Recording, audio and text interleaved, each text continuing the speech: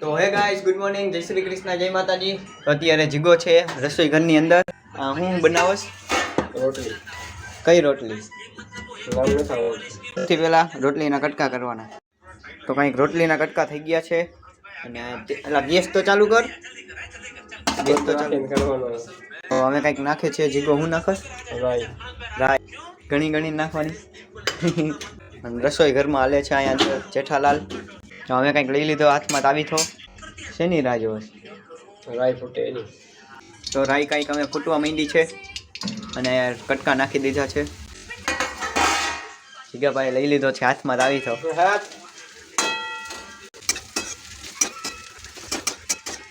હવે નાખીએ હું નાખસ?